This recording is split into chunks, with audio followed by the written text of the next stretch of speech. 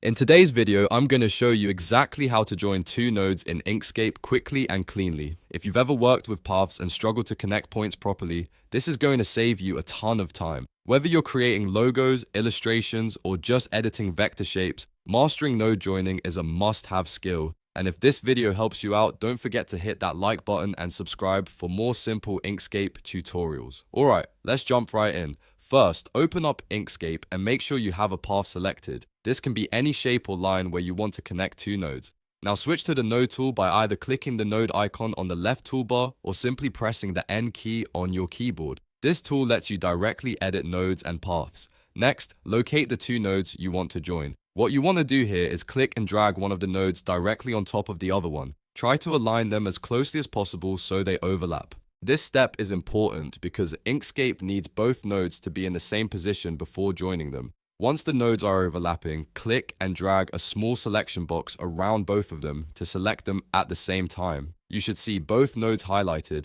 confirming they are selected together. Now, look at the top toolbar. You'll see a set of node editing options. Click on the button called Join Selected Nodes. As soon as you click this, Inkscape will fuse those two overlapping nodes into a single shared point. This effectively connects the path exactly where you need it. There's also another useful option you should know about. Instead of merging nodes directly, you can click Join Selected Endnodes with a new segment. This will create a new line between the two nodes, which is perfect if you're trying to close a gap or connect two separate endpoints with a straight segment. Both of these options are incredibly useful depending on your design goal, so it's worth experimenting with each one to see which works best for your project. And that's it. That's how you join two nodes in Inkscape step by step. It's a simple technique, but it makes a huge difference when working with vector paths. If you found this tutorial helpful, make sure to hit that like button and subscribe to the channel for more easy Inkscape guides just like this.